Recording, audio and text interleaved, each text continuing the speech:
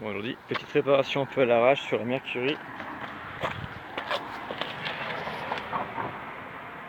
J'ai mon pot d'échappement qui s'est décroché. En fait, il était même pas soudé, il n'y avait même pas de collier qui tenait, c'est juste, il tenait comme ça. Par l'opération du Saint-Esprit, comme on dirait. Donc, il va falloir que j'improvise un truc pour la route. Juste pour demain, parce que demain on a un petit tournage de prévu, puis j'ai pas envie de manquer ça. Il faut que j'aille avec la Mercury, parce que de toute façon, la Oldsmobile qui est là-bas a décidé de me laisser tomber pour l'instant. Voilà, donc je me retrouve juste avec la Mercury, mais qui est en straight pipe. Et donc, on va improviser un truc. J'ai une canette vide et puis quelques colliers par ici, par là qui traînent. Des sangles aussi, j'ai une sangle ici. Donc bon, écoute, on va improviser, voir ce qu'on peut faire avec ça. La réparation sur la Mercury est finie maintenant. J'ai pas filmé ce qui s'est passé, c'est dommage, mais je vais vous raconter parce que c'est rigolo. Donc ici, depuis que j'ai ma Mercury puis ma Oldsmobile qui traîne dans la rue, je me suis fait beaucoup d'amis parmi mes voisins, parmi des gens qui se promènent et tout ça, donc je commence à connaître pas mal de monde. Et j'étais en train de bricoler, donc, comme on a pu le voir sur la vidéo tantôt, et il y a Bobby, donc un voisin super sympa qui débarque, qui arrive de nulle part, qui me demande donc qu'est-ce que je bricole.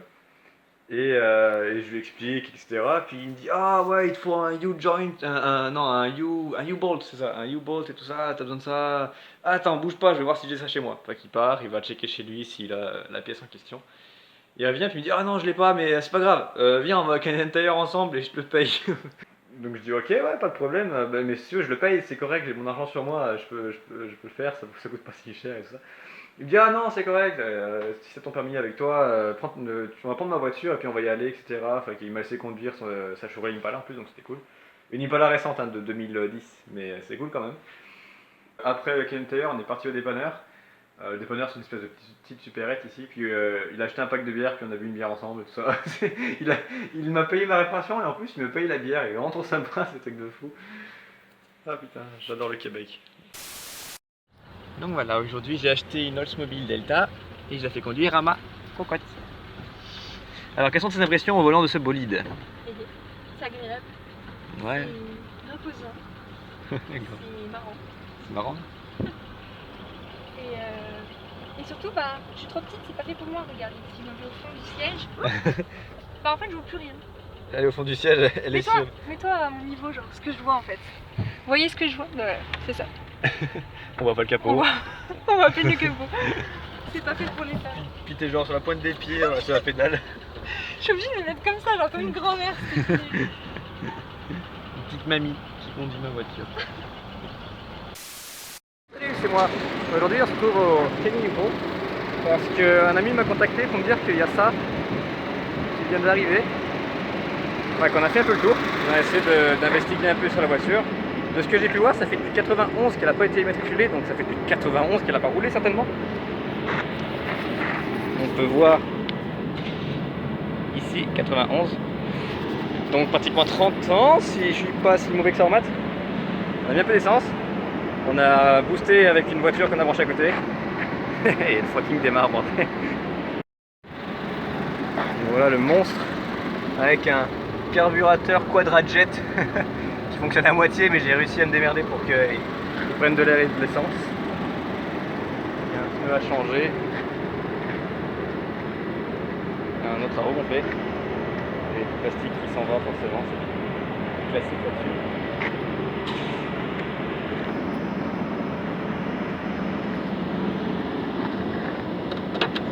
L'intérieur est en fucking bon état. Et pratiquement tout fonctionne, tout électronique, j'ai checké, c'est un truc de dingue. Même l'horloge. Le seul truc qui fonctionne pas finalement, c'est la transmission. Fuck that. Donc ça y est, il tient le ralenti maintenant. Et j'ai mis un peu d'équipe de transmission dedans. Et maintenant, un truc cool se passe, c'est que quand je shift, attends, il n'y a personne derrière, c'est bon, ni devant, sur en drive. Wouhou! Et c'est parti. Ça fonctionne. 30 ans qu'elle n'avait pas roulé la bagnole, un truc de fou quoi. Bon bah voilà, on a fait sortir de sa tombe une Cadillac 78. fonctionne super bien maintenant, c'est un truc de fou, elle démarre et puis elle maintient le ralenti. Il y a juste la batterie qui est naze. En même temps, si ça fait plus de 25 ans qu'elle n'a pas bougé la batterie, je pense que ouais, il serait temps de la changer. Mais l'alternateur est encore bon, tout est encore bon, c'est un truc de fou. Je pense que le gars, il voulait juste pas s'embêter avec, il l'a juste scrappé puis that's it, mais elle est fucking sauvable. Maintenant que je suis arrivé au Kenny, je vais me promener dans la casse et puis on va voir si on trouve des machins intéressants qui traînent. Par exemple là, je me trouve en face d'un Ford F-150 de 96, il est fucking cool. Je vais vous montrer tout de suite. One on my bite. C'est dommage. Il a pas l'air si défoncé que ça.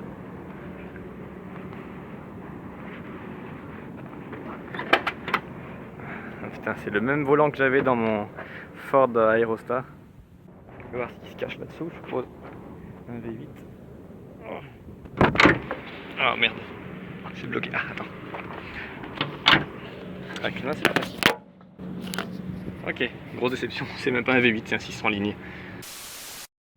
Aujourd'hui, petite journée de bricolage sur ma Mercury avec l'aide de plusieurs amis, dont on peut apercevoir la Ford Galaxy ici.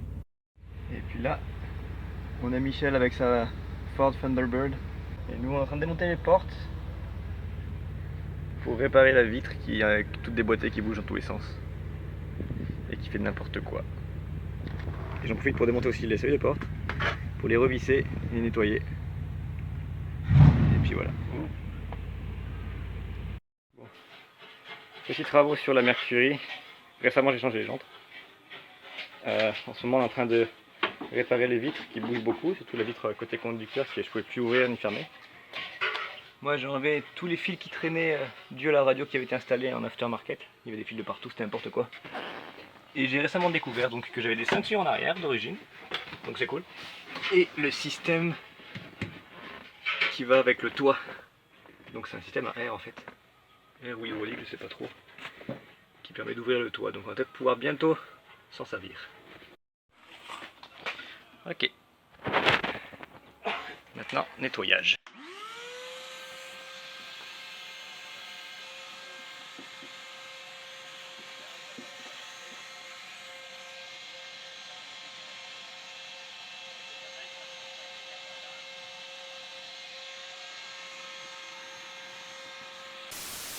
Bonsoir.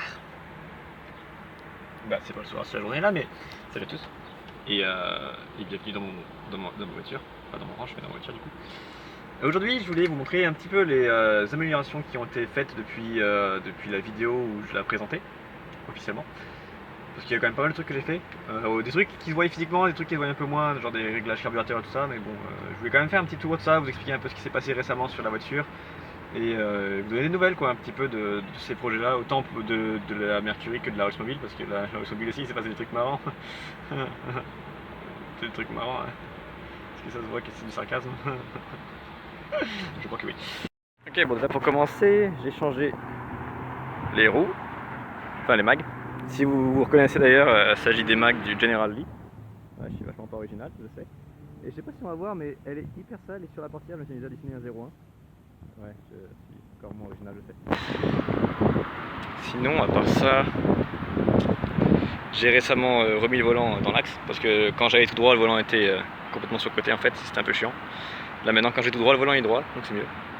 J'ai aussi réparé la vitre avec un ami parce que la vitre ici ne descendait plus, ne montait plus non plus. En fait, elle marchait juste plus. Donc voilà, maintenant j'ai les vitres fonctionnelles. J'ai aussi investigué un peu sur mon toit parce que ça supposait être un cabriolet, mais je ne savais pas comment l'ouvrir. Et maintenant, je sais que ça fonctionne. Le mécanisme est caché en fait sous la banquette arrière. Ici, on va voir ce qui s'est caché en dessous. Et par contre quand je l'ai ouvert, bah, ça a déchiré un peu plus là où il y avait déjà des points fragilisés. Donc il va falloir que je fasse gaffe à ça, je vais pas trop jouer avec parce qu'il y a déjà des trous partout et ça me ferait chier qu'il se coupe vraiment complètement vu qu'elle dort dehors en ce moment. Donc voilà, j'ai aussi essayé de repeindre un petit peu ici mais bon ça j'ai fait de la merde, mais c'est pas grave parce que c'est pour apprendre anyway. Et puis voilà, je pense prochainement rajouter un rétroviseur ici aussi parce que c'est chiant d'en avoir qu'un seul, puis c'est plus joli ici je trouve d'en avoir deux. Et voilà, sinon niveau moteur, qu'est-ce qu'on a fait déjà? Niveau moteur, j'ai fixé la batterie parce qu'elle se promenait un peu trop, donc j'ai rajouté ça et j'ai mis un un zip tie ici, donc c'est pas hyper bien solide et ni hyper joli, mais c'est en attendant de trouver quelque chose de mieux à faire. C'était vraiment, j'ai fait ça avec le moyen du bord, avec ce que j'avais, donc voilà, ça va être provisoire. J'ai changé les hausses de radiateur, parce que celle-là était finie, elle coulait, je sais pas si j'avais des vidéos de l'ancienne, mais ça coulait. J'ai aussi condamné le radiateur, parce que ça coulait en fait. Putain, je fais un bordel improbable. J'ai donc coupé les hausses de radiateur, celles qui allaient là et qui revenaient là, pour aller là. J'ai fait juste un bypass là, j'ai dû condamner en fait tout simplement le radiateur intérieur, parce que de toute façon c'est ma voiture d'été, puis l'été j'utilise pas le chauffage. Et je compte pas rouler avec l'hiver, surtout pas. Après, à part ça, donc avec un ami, on a aussi mis des zip ties ici pour que ce soit plus joli, pour qu'il y en ait un peu moins de partout, pour que qu'on évite de les cramer aussi. Qu'est-ce que j'ai fait d'autre? J'ai rajouté, ah oui, j'ai rajouté un radiateur pour le liquide de direction assistée, parce que quand je manœuvrais, ça avait l'air de chauffer un peu et d'en foutre de partout. Il faut dire aussi que j'ai pas le bouchon d'origine. Donc j'ai fait ça en attendant, provisoirement, parce que je sais que certaines voitures avaient un radiateur comme ça pour refroidir le power steering. Donc voilà. J'ai aussi, avec donc le même ami, on a réparé le klaxon, et il fonctionne à moitié maintenant, alors que moi il fonctionnait juste pas du tout. Donc c'est un bon début. Et prochainement je vais rajouter donc une pompe ici, dans ce bidule, pour avoir du washer fluid. Parce que pour l'instant j'ai les essuie-glaces qui fonctionnent, mais j'ai pas de lave-glace. Et c'est un peu chiant. Voilà, ça peut être tout. Aussi avec mon ami on a réglé le problème de clignotant qui clignotait une fois sur 1000. Maintenant il clignote mais il clignote pas. Enfin il s'allume puis s'éteint, puis s'allume, puis s'éteint, puis s'allume, s'éteint. Apparemment c'est normal, mais bon on dirait que c'est encore cassé. Je rigole. C'était une blague en fait de merde, mais bon c'est pas grave. Et voilà, j'ai aussi, ah oui j'ai nettoyé aussi les chromes, donc ils sont un peu plus propres. J'ai aussi nettoyé les baguettes, enfin la calandre. On voit bien que l'aluminium est quand même vachement plus joli ici qu'aux endroits où je n'ai pas nettoyé en fait. Ça, et dernière chose que j'ai faite aussi, c'est les baguettes en aluminium ici, qui sont pas chromées mais juste en aluminium, contrairement à ici où c'est chromé. Je les ai nettoyées beaucoup parce que c'était très oxydé et c'était pas très joli. Et là ça rend mieux. Pour le petit tour, en face sur le parking du Canadian Tire en plus, donc voilà, je les sponsorise, c'est cool. Enfin non, je leur fais de la pub, je les sponsorise pas, et je les sponsorise pas non plus, parce que j'ai pas de marque. Bref, donc voilà pour les infos sur la voiture. Ah oui aussi effectivement, un truc que j'ai oublié de dire, attends je vais mettre là, c'est plus joli, on aura la voiture en fond d'écran. C'est que donc avec donc, le même ami, JF, on a mis la voiture sur un pont élévateur pour voir un peu comment était foutu le châssis. Attends, la voiture c'est bien, c'est un beau plan ça. Bon il y a ma gueule donc c'est pas très joli, mais au moins il y a la voiture. Ok, je disais quoi déjà? Ah oui, et donc on a vu que en fait les rails du châssis, donc ce qu'on appelle le frame, il est correct, il n'est pas rouillé, pas pété, mais il y a un endroit par contre où il est bien perforé et c'est un peu emmerdant parce que c'est pas mal la base du châssis en fait. Alors bon, c'est à une place où c'est encore sauvable, heureusement tout est sauvable, mais je veux dire je peux rouler avec encore.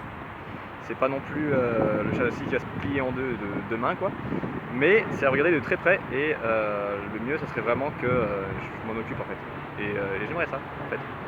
Le fait de l'avoir mis sur un pont élévateur et de voir un peu comment c'était foutu en dessous, bon, au premier abord j'ai eu très peur, parce que j'ai quand même plus de boulot que ce que j'imaginais, mais ça m'a aussi fait réfléchir et me dire que ça serait quand même bien de vraiment plonger dedans et de vraiment la retaper de ras à zèbre en fait, de faire vraiment un joli beau projet avec ça.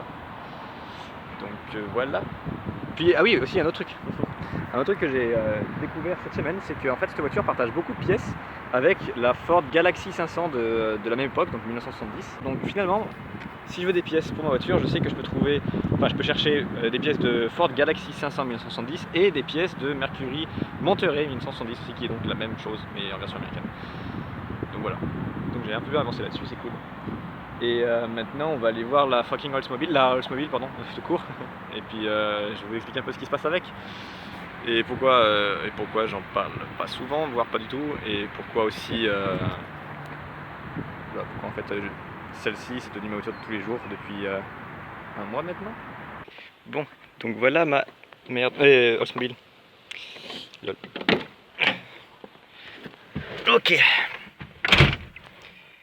Bon, donc je vais vous parler tantôt de pourquoi je n'utilise plus la Oldsmobile mais que la Mercury finalement comme voiture de tous les jours. Alors c'est parce que quand je démarre la Oldsmobile il se passe ça.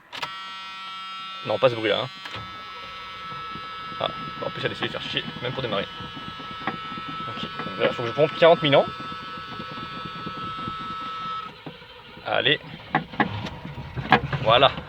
Ça y est, elle a démarré. Wouh!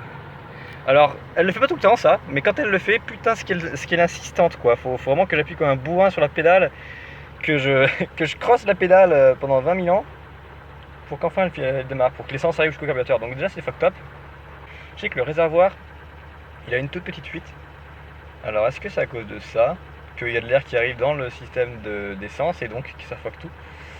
Bref, donc, bon, là je peux lâcher la pédale. Non, ouais. Le ralenti est très très bas, j'avais réglé récemment, mais du coup j'ai mis un peu trop bas, c'est pas grave, je le réglerai tantôt. Et donc en gros, je sais pas si on va entendre à la caméra, mais quand j'accélère, voilà, le boom là, ça fait comme un bruit de clac clac clac. En fait ce bruit, attendez, je vais filmer de l'autre bord parce que... Le problème là, ce bruit qu'on entend, c'est d'après les investigations que j'ai pu faire, ce serait un problème de camshaft, donc l'arbre à cam, c'est ça, qui serait usé en fait tout simplement, qui serait quand même mort, et les valves, putain comment on dit en français bordel, les poussoirs, non, les soupapes, voilà, les soupapes ne s'ouvriraient plus assez en fait, donc soit elles s'ouvrent plus assez bien, soit elles se ferment plus correctement, enfin il y a une couille dans le potage un peu à ce niveau là, ce qui fait qu'en fait quand j'accélère, que je donne du gaz, l'explosion se fait mais à moitié dans l'intake, dans la pipe d'admission et donc par le carburateur. C'est pour ça que ça fait un plac plac plac, ce qu'on entend, c'est un backfire en fait, un retour de flamme. Et c'est chiant, et puis la voiture a du mal à rouler à cause de ça. Ah tiens, là maintenant le ralenti tient, c'est cool. Bon, elle le fait quand même moins, mais avant elle le faisait vraiment beaucoup plus que ça. Et elle était réglée n'importe comment en fait, le timing était un peu mal fait. Et j'ai un ami qui est... Attends, je vais essayer de tourner, ça va faire chauffer un petit peu, ça faut qu'elle roule. Je disais quoi? Oui, j'ai un ami qui est donc venu m'aider parce que j'étais pas certain du problème que j'avais.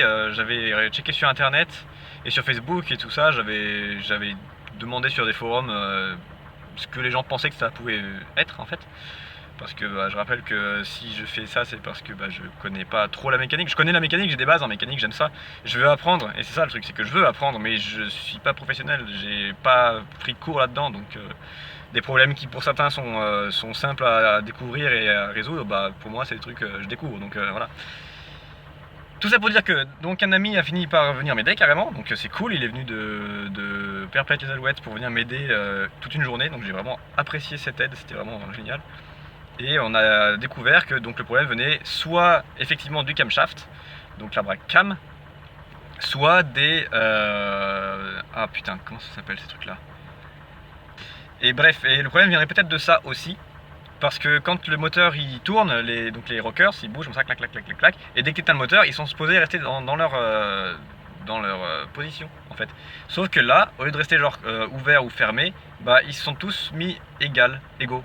Et égales avec un S parce qu'ils sont plusieurs. Donc ce qui nous fait croire que donc ces petits cylindres pleins d'huile sont finis en fait. Ils tiennent plus. Oui, il y a un chat là-bas. Ils tiennent plus l'huile comme il serait supposé, et donc le moteur a de la misère à fonctionner correctement. Les valves ne s'ouvrent plus comme elles seraient supposées s'ouvrir, plus assez en tout cas, causant ce backfire. D'ailleurs on entend un bruit de clac clac un peu. C'est weird. Pour ça elle roule bien, c'est ça qui est perturbant.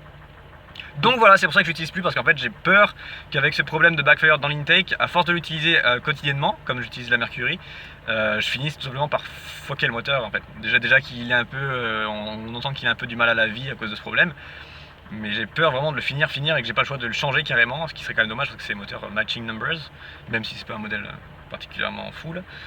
Mais moi j'aime ça, garder les véhicules dans la configuration d'origine. Et ça me ferait chier de devoir changer le moteur et mettre un autre truc, surtout que j'ai pas la place de le faire. Je rappelle que je me gare dans la rue et je suis pas sûr que ce soit très légal de faire ça dans la rue, changer le moteur complètement. Voilà. Donc ouais, voici pourquoi du comment. C'est pour ça que je n'utilise plus cette voiture malheureusement.